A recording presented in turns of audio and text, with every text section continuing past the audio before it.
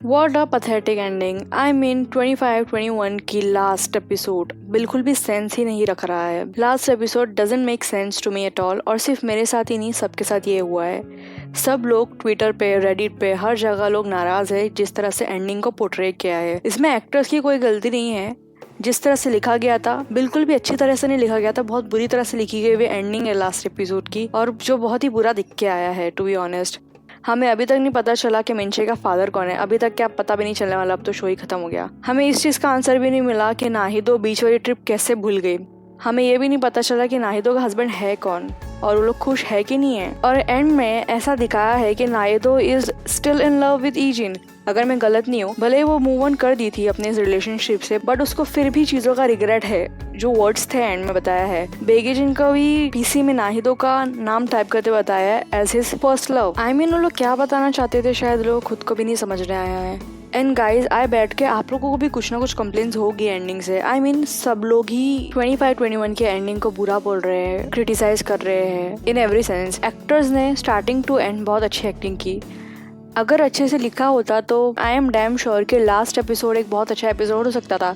हम ये नहीं बोल रहे कि हमको हैप्पी एंडिंग चाहिए थी. ये बात सबको समझ में आती है कि एज डिफरेंस और करियर डिफरेंस की वजह से ऐसा कुछ होने वाला है. हमने एक्सपेक्ट किया था जो हुआ, बट जिस तरह से उन्होंने ब्रेकअप को पोर्ट्रे किया, जिस तरह से स्टोरी दिखाई, वो काफी बकवास था. टू बी ऑनेस्ट, इससे अच्छा हो सकता था, इससे अच्छा डिजर्व करता था ये ड्रामा. 14 to 15 एपिसोड्स बहुत ही फ्लॉलेस थे, बहुत ही वंडरफुल थे. We were totally invested in this drama from episode number 1 to episode number 14. Episode number 15 भी अच्छा था. एपिसोड नंबर 16 ने तो हद ही पार कर दी. आई मीन कोई मैच ही नहीं था. जो फर्स्ट 14 एपिसोड्स की स्टोरी थी, जो एक्टिंग थी, एवरीथिंग. बट एपिसोड 16 में जो लोग का ब्रेकअप सेगमेंट था वो काफी इल्ली रिटन था. बिल्कुल भी अच्छी तरीके से लिखा नहीं गया था. और ऑफ कोर्स अगर अच्छी तरीके से लिखा नहीं होगा, डायरेक्ट नहीं किया होगा, तो एंडिंग बुरी दिख के आएगी ही. 25-21 fans are totally dissatisfied with the ending.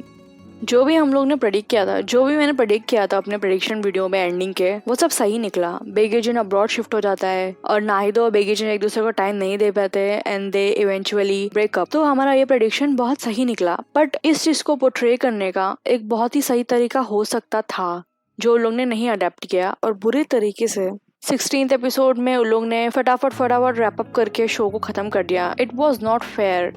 25-21 एक बहुत बड़ा शो बन सकता था, टॉप 10 ड्रामास की लिस्ट में भी आ सकता था. बट एंडिंग की वजह से मुझे लगता है कि ड्रामा कभी भी नहीं आने वाला है ऐसी कोई लिस्ट में, बिकॉज एंडिंग बहुत ही खराब थी और पूरा ड्रामा बहुत ही ब्रिलियंट है. सबको लगा था कि ये ड्रामा एक बहुत ही रियलिस्टिक ड्रामा है. ऑफकोर्स ये रियलिस्टिक ड्रामा है, बट जिस तरह से उन लोगों ने एंडिंग दिखाया है, जो उन लोग का ब्रेकअप था, वो काफी ही मेस था. टोटल मेस था. वो कुछ जस्टिफाई नहीं कर पाया. ना वो ड्रामे को जस्टिफाई कर पाया, ना वो एंडिंग को जस्टिफाई कर पाया, ना वो स्टोरी को जस्टिफाई कर पाया. कुछ भी जस्टिफाई नहीं कर पाया एपिसोड नंबर 16.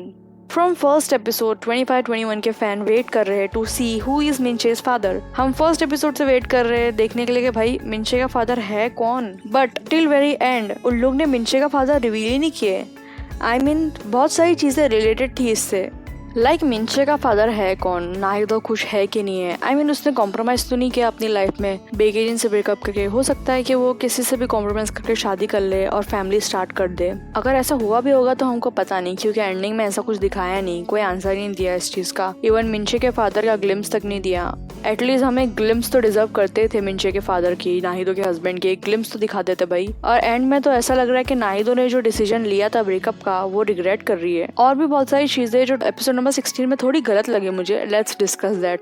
पहले तो मैं ये बोलना चाहूंगी, स्टार्टिंग से ऐसा सीन था कि स्पोर्ट्स की न्यूज देगा बेगेजिन, हो सकता है इन फ्यूचर नाहिदो को हर्ट कर दे या फिर नाहिदो के अगेंस्ट जाके कुछ बोलना पड़े, तो इससे रिलेशनशिप पे असर हो सकता है. तो ये चीज़ों की वजह से बेगेजिन ने अपना डिपार्टमेंट शिफ्ट कर दिया और लोकल न्यूज में चले गया. और फिर लोकल न्यूज में जाने के बाद उन लोग के रिलेशन के तो रस्से ही लग गए. उसे यूएस शिफ्ट होना पड़ा टू कवर न्यूज. और फिर एक चीज जो मुझे काफी एक बिट्रेयल की तरह दिख के आई कि भले ब्रेकअप इनिशिएट नाहिदो ने किया था, बट देखा जाए तो इनिशिएट बेगेजिन की तरफ से हुआ था. सिर्फ वर्ड्स नाहिदो के मुंह से निकले थे, बट ब्रेकअप का स्टार्ट बेगेजिन की तरफ से हुआ था. To be honest, episode number 16 के मिडल में नाहिदो की मॉम उसे बोलती है कि यूएस में ओपनिंग हुई है जॉब के लिए और बेगेजिन ने अप्लाई किया है. आई मीन इतनी इंपॉर्टेंट बात उसने नाहिदो को पहले क्यों नहीं बताई.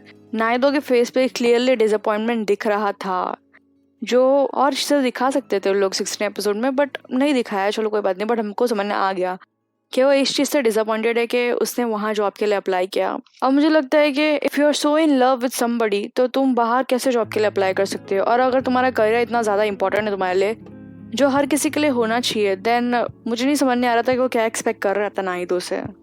सो for me Baek Yi-jin initiated the breakup not Na Hee-do, जो काफ़ी सही है और एक बहुत सही डिसीजन था और टू इट्स वेरी एंड एक काफ़ी रियलिस्टिक चीज़ थी। He took a job to look after his well-being, but मुझे लगता है कि इस चीज़ को थोड़ा अच्छे से पोर्ट्रे करना चाहिए था। मुझे देख के ऐसा थोड़ा लगा कि वो लोग नाहिदो की तरफ ब्रेकअप का पूरा बोझ पुश करना चाह रहे हैं, but guys it is totally visible. अगर वो शायद यूएस में जॉब के लिए अप्लाई नहीं करता तो ब्रेकअप लोग का नहीं होता, वो इवेंचुअली 6 मंथ्स के बाद रिटर्न आ जाता, वो लोग अपनी डेटिंग लाइफ रिज्यूम कर सकते थे। बट उसने यूएस में जॉब ले ली तो फिर क्या पॉइंट बनता है आगे किसी चीज़ का। और एक और चीज़ है, we really wanted to know कि नाहिदो अपनी लाइफ में खुश है कि नहीं है। पता नहीं क्यों उसकी शक्ल देख के ऐसा लग रहा था कि वो अपनी करंट लाइफ से, अपने करंट हस्बैंड के साथ खुश नहीं है। और अगर कोई ऐसा सीन है कि she is still in love with बेगी जिन और अभी फीलिंग्स है या फिर कभी कभार उसको वो याद आता है, देन मुझे लगता है कि ये बहुत ही बड़ा बिट्रेयल है to his husband, current husband mister Kim, जो हमें देखने के लिए नहीं मिला। तो ये सब चीज़ें बहुत ज़्यादा इनकम्प्लीट सी है, जो थोड़ा दिखाना चाहिए था, थोड़ी शॉर्ट करना चाहिए था। इतना लंबा एपिसोड था, कुछ ना कुछ दिखाते थे कहीं ना कहीं, थोड़ा पार्ट कट करके पूरा मैस कर उन लोग ने लास्ट एपिसोड छोड़ दिया। अगर उन लोग ऐसा एक भी सीन दिखाते ऑफ मिनचे, नाहिदोज हस्बैंड एंड नाहिदो के they are together and they are very happy, तो हम बोल सकते थे कि ये ड्रामा एक बहुत ही सही ड्रामा है। उन लोग का ब्रेकअप होना एक म्यूचुअल अंडरस्टैंडिंग थी और एक सही डिसीजन था for both of them. But ऐसा उन लोग ने कुछ भी नहीं दिखाया और एट सम पॉइंट हमें ऐसा लगेगा कि ओल्ड नाहिदो वो अपने पास्ट को मिस करती है समवेयर और वो अपनी लिए हुए डिसीजंस को रिग्रेट करती है। तो ऐसी एंडिंग देख के मुझे समझ नहीं आ रहा कि वो लोग व्यूअर्स से क्या एक्सपेक्ट कर रहे हैं। हम अभी भी गेसिंग मोड में ही है चीज़ों को लेके। ये ड्रामे का समवॉट एक एम था दिखाना हमको कि nothing is permanent in your life. Some people, कुछ लोग हमारे लाइफ में सिर्फ कुछ वक्त के लिए आते हैं फिर चले जाते हैं। कुछ लोग परमानेंट होते हैं, कुछ नहीं होते। बट मुझे लगता है कि ये चीज़ दिखाने का एक बेटर वे होना चाहिए था। राइटर को नाहिदो और बेगी जिन का ब्रेकअप एटलीस्ट 1.5 एपिसोड या फिर 2 एपिसोड तक स्ट्रेच करना चाहिए था और स्लोली उन लोग का रिलेशनशिप खत्म होते हुए दिखाना चाहिए था। It would be best portrayal of this drama rather than ending the relationship in half an hour और 45 मिनट्स। बहुत रश करके लोग का रिलेशनशिप को एंड करते हुए बताया है।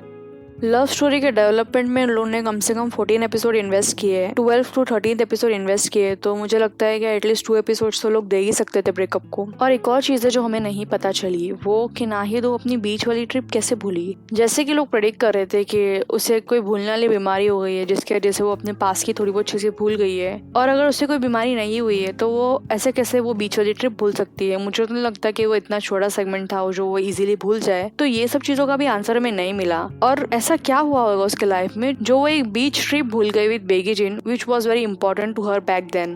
क्या उसकी लाइफ इतनी फ्रस्ट्रेटिंग थी बाद में, या फिर कुछ उसके लाइफ में ऐसा कुछ हुआ जिसके वजह से वो भूल गई। तो इस सब चीज़ों का भी हमें आंसर नहीं मिला। हम अभी भी चीज़ें प्रेडिक्ट करते हुए रह गए हैं। तो बहुत ही इनकम्प्लीट सी एंडिंग थी 25-21 की, जिससे 25-21 के फैंस बिल्कुल भी सेटिस्फाइड नहीं है। इससे अच्छी एंडिंग हो सकती थी, इससे अच्छी एंडिंग डिजर्व करता था ये ड्रामा, बट ये ड्रामा ऐसे ही खत्म हो गया। तो अब हम कुछ नहीं कर सकते, 25-21 तो खत्म हो गया, कोई बात नहीं। सो गाइस, मैं विद इन 2 days एक लिस्ट अपलोड करने वाली हूँ ऑफ अपकमिंग ड्रामास जो ऑन एयर होने वाले हैं दिस वीक से या फिर अपकमिंग वीक से, जो आप लोग फॉलो कर सकते हैं, देखना स्टार्ट कर सकते हैं मेरे साथ। So do not forget to subscribe to my channel ताकि आप वो वीडियो मिस ना करें, and please give it a thumbs up and turn on the notification bell. I will see you in next video. Until that time, अन्योंग।